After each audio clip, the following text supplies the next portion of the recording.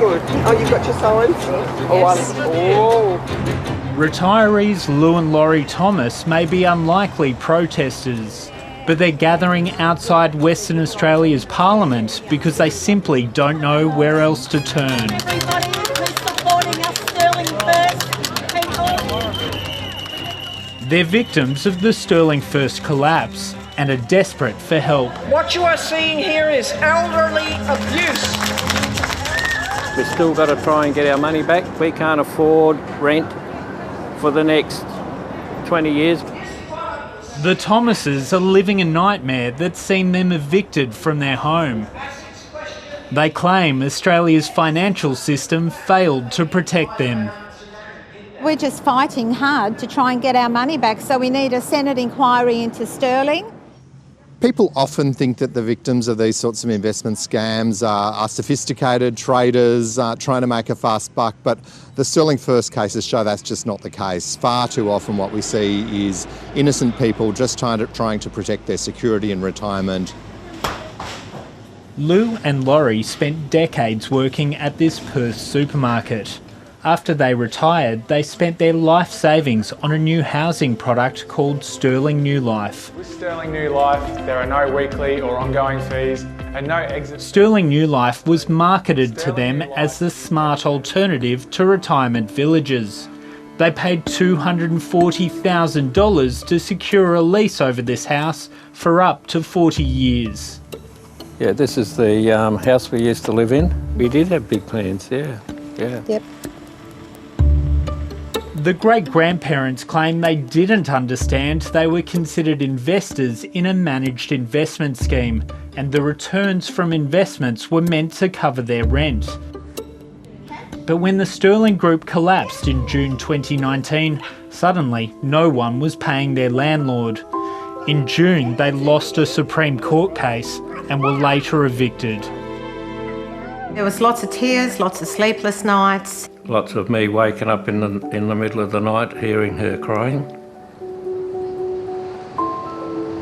Last year, 730 revealed the corporate regulator ASIC had been slow to act on concerns about Sterling.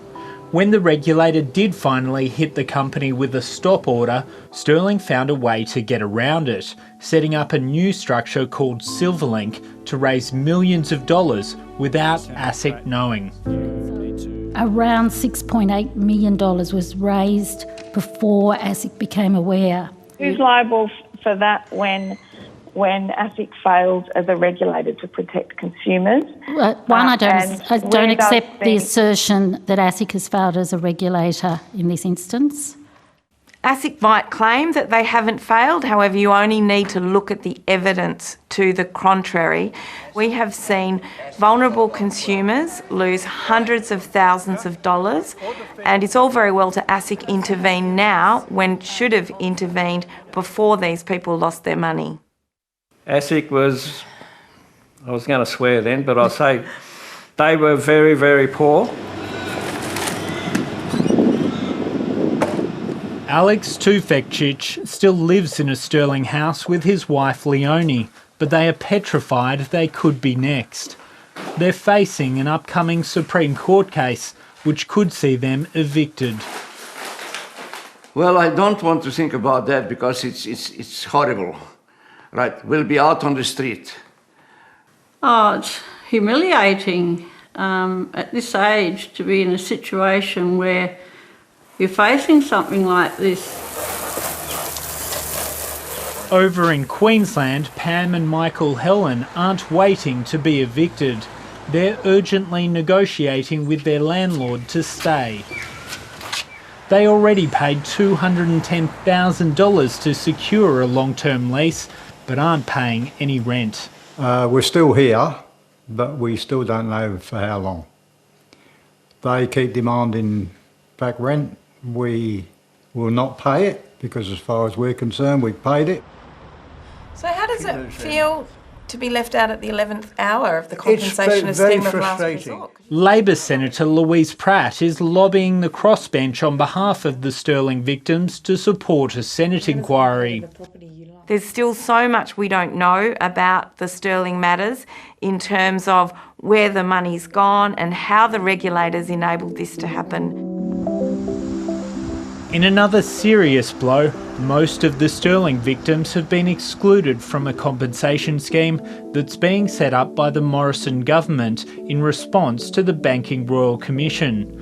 The government is currently considering feedback to its proposal, which would mostly cover poor financial advice, cap compensation at $150,000 for those who are eligible, and be funded by industry.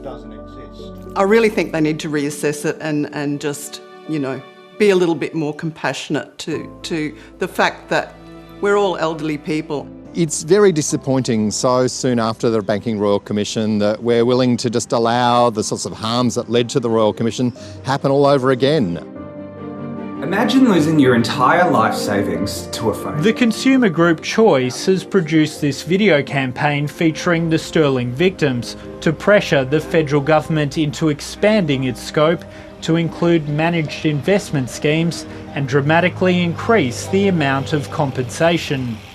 We'll be calling on senators to push back on the government if they don't fix these holes in the scheme, because this is a once in several decades opportunity to make the system fairer, and we can't fall short this time. Ray Jones. Sterling First founder Ray Jones declined an interview request, citing legal advice, as did his son and former director Ryan. ASIC is funding ongoing investigations by the liquidator into the Sterling Group. In the meantime, the Thomases don't know how long they'll have a roof over their heads. It looks very bleak. We've got no money to fall back on. Hi, I'm Lee Sales. Thanks for watching this story. If you'd like to watch more of 730's stories, they are on the left of your screen. And tap on the button below to subscribe and get the latest from ABC News.